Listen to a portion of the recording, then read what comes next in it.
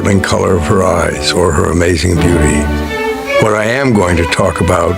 Avant de commencer, si vous aimez découvrir les histoires fascinantes des icônes de Hollywood, pensez vous abonner à notre chaîne et réactiver la cloche, ce qui nous encourage à continuer de révéler les secrets derrière les légendes d'Elizabeth Taylor vécu ses vies sous des projecteurs si intenses que même ses larmes semblaient briller. 8 mariages et d'innombrables gros titres. Des diamants valent plus que de royaumes dit pour tout à l'effet. Ceux de furent ni les bijoux ni les scandales qui pesaient le plus lourd dans son cœur, ce qui demeurait était un mauvais souvenir, un lien brouillant des frontières entre le glamour hollywoodien et le pouvoir politique. Avant de mourir, Elizabeth murmure une vérité qu'il avait gardée pendant des décennies de ses relations avec John F. Kennedy. Que s'était-il réellement passé entre l'actrice la plus célèbre du monde et le président le plus charismatique des États-Unis? Pour comprendre cette histoire, il faut remonter aux origines. Elizabeth Rosemont Taylor naquit le 27 février 1932 à Londres. De parents américains, mais lorsque la guerre menaçait l'Europe, la famille choisit de partir pour Los Angeles en 1939. Et 9 Elizabeth signait déjà son premier contrat de studio en 1944. Le film national Velvet fidèle, une véritable sensation nationale, ce n'était plus seulement qu'une enfant actrice. Elle devenait le visage d'une génération. Ses yeux violets si troublants semblaient presque surnaturels. Les réalisateurs l'accusaient de porter du maquillage, mais la vérité était encore plus fascinante. Elizabeth était née avec une double rangée de cils. Un cadeau de la nature qui accentuait son regard unique. Viviane Sainte-Telle n'était déjà plus une simple adolescente. MGM en avait fait un produit soigneusement façonné et poussé vers les séances photos. Les interviews, une maturité qu'elle n'avait pas choisi Hollywood. Dans les années 1940 et 1950, n'épargnait personne. Surtout pas les jeunes femmes, les puissants producteurs politiciens se mêlaient de célébrités. Dans des clubs privés se jouaient des destins, les beautés d'Elizabeth étaient un don, mais aussi une malédiction. Elle attirait une attention parfois bien au-delà de son âge. Biographes d'Aaron apportés d'enfants prêtres dans leur livre controversé Elizabeth Taylor, Notim Like Adept affirme qu'elle avait très tôt rencontré des hommes puissants, brouillant des frontières de l'éthique. Parmi les murmures les plus dérangeants figuraient l'histoire selon laquelle seulement 15 ans Elizabeth aurait rencontré Ronald J. Reagan. Alors pleine ascension Hollywood, plus tard, elle confiait à des amis qu'elle avait été celle qui avait initié ce rapprochement. Un aveu qui laisse encore aujourd'hui un malaise, mais J. Reagan n'était que le premier avion sur cette liste de rencontres marquantes. Bientôt un autre homme entrait dans son orbite. John Fitzgerald Kennedy. Elizabeth avait rencontré Kennedy pour les premières fois à Londres, quand elle n'était encore qu'une enfant, que les cercles artistiques de ses parents croisaient ceux de la diplomatie américaine à l'époque.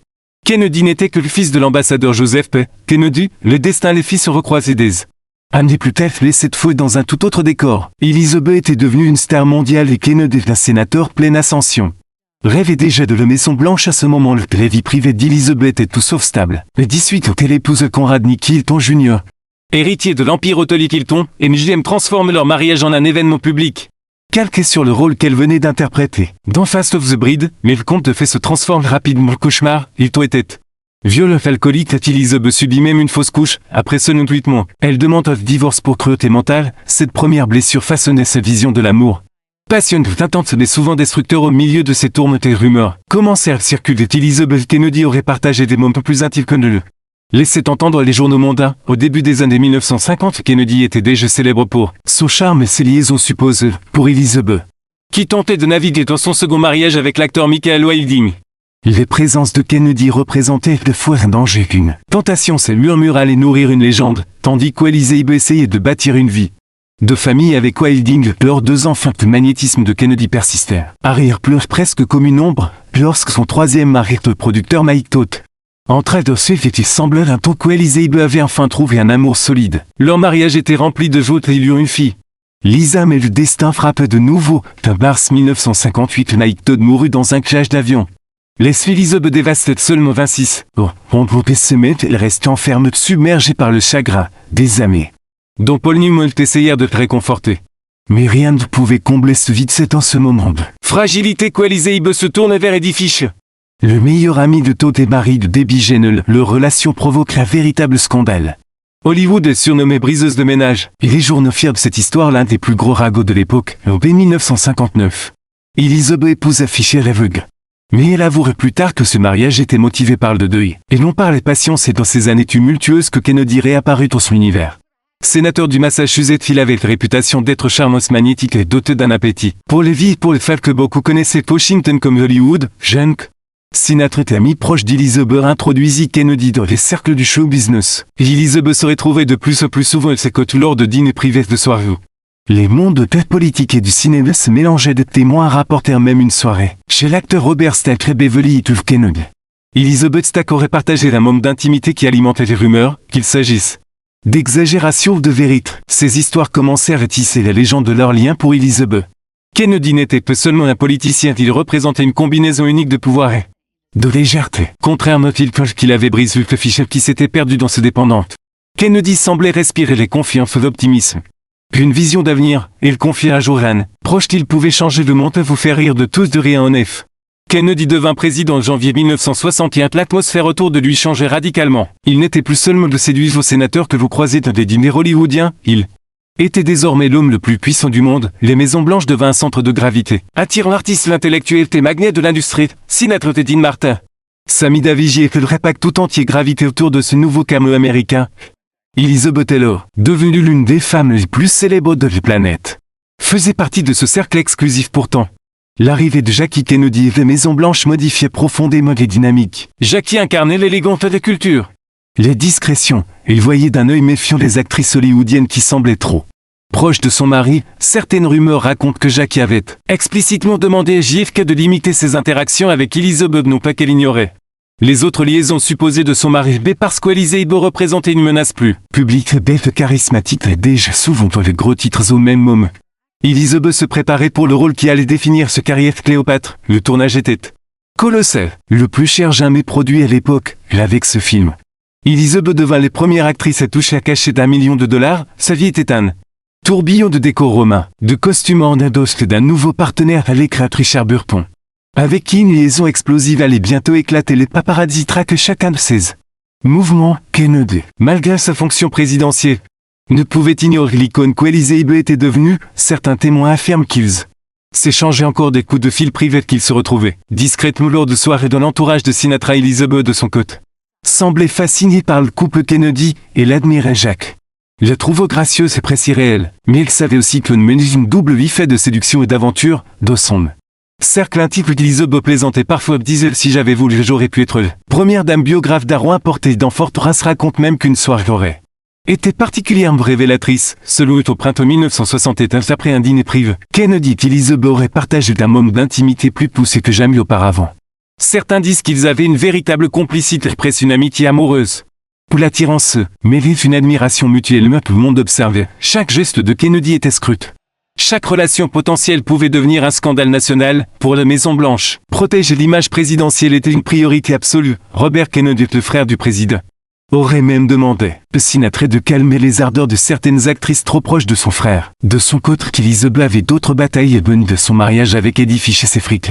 Et ses relations avec Bu. Tout commençait à devenir sérieuse, les presses se préparaient les tempêtes. Burton Taylor était un scandale qui allait éclipser tous les précédents. Mais malgré ce tumulte, le nom de Kennedy restait gravé. Dans sa mémoire, l'affaire Burton Taylor éclate comme une bombe. Hollywood, pendant le tournage de Cléopâtre en 1962.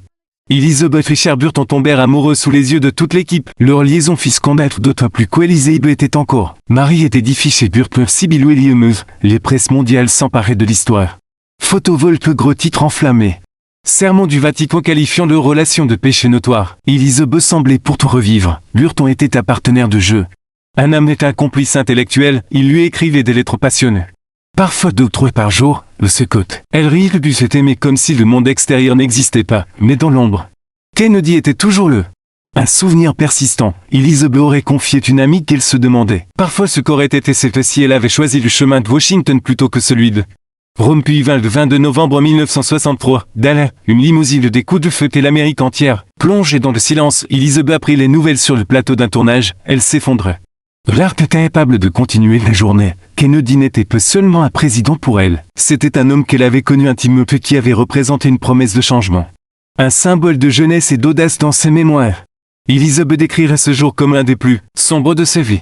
Presque aussi dévastateur que les morts de Mike Todd. Burton raconte qu'elle reste assise pendant des heures fixant de vite refusant de parler. C'était comme si une porte s'était refermée sur toute une époque. La mort de Kennedy fit naître un profond désenchantement en elle. Elle se mit à réfléchir sur la fragilité de la gloire et du pouvoir, les diamants des villes. Les tapis rouges semblaient soudain moins brillants, dans une interview. Elle dira plus tard: j'ai compris que nous étions tous mortels. Même ceux qui paraissaient invincibles, se l'avaient rendu plus déterminés et mis son peur et vivre pleinement parce que demain. Tout peut s'arrêter. Elle vécut pleinement. Les années suivantes furent une succession de passions, de films légendaires, de drames personnels. Elizabeth Burton se marièrent en 1964 puis divorcèrent 10 ans plus tard. Pour se remarier brièvement en 1975 avant de se séparer de nouveau et traverser tourne, elle ne cessait d'être une figure publique captivante. Une femme qui osait aimer intensément et sans excuse. Le souvenir de Kennedy ne la quittait jamais tout à fait. Ses amis racontent qu'elle gardait une photo de lui dans l'un de ses albums privés lors de certaines soirées. Après quelques verres de verre, elle évoquait Jacques avec un mélange de tendresse et de mélancolie. Elle ne confirme jamais publiquement la nature exacte de leur relation. Mais avant de mourir à 00, elle aurait confié d'un proche que JFK avait été l'un des hommes les plus charmants, mystérieux de ce vie. Ce dernier aveu fut comme une clé pour comprendre toute son existence. Elizabeth n'avait jamais été seulement une star, elle avait été une femme quête de connexion, vraie, de passion qui brûle plus fort que les peurs du jugement. Elizabeth Taylor quitte ce monde le 23 mars 2011, entourée de ses enfants et de quelques amis proches. Elle avait survécu 8 mariés et plusieurs opérations chirurgicales. Des scandales planétaires et des tragédies personnelles, mais plus que tout. Elle laisse derrière elle un héritage de résilience et de courage. Elle fut l'une des premières célébrités et fut utilisée ce voix pour défendre les victimes du sida. Une époque où même prononcer ce mot était tabou, elle transformait cette célébrité un peu vieille de changement. Récoltant des millions de dollars pour les recherches et redonnant de la dignité à ceux que leur société marginalisée pour le monter et restaurer la reine de Hollywood, l'œil violet, envoûtant. La Cléopâtre moderne qui osait aimer sans limite, mais pour ceux qui ont entendu ses confidences. Elle fut aussi une femme marquée par un amour qui aurait pu changer de cours de l'histoire. Son lien avec Conef, Kennedy reste un mystère. Un fil discret relie le cinéma, le politique, le prêtre et la réalité au fond. Ce que l'histoire d'Elizabeth nous enseigne, c'est que même les icônes ont un cœur fragile, derrière les diamants et les paillettes. Il y avait une femme qui voulait aimer être aimée, ses aveux sur Kennedy.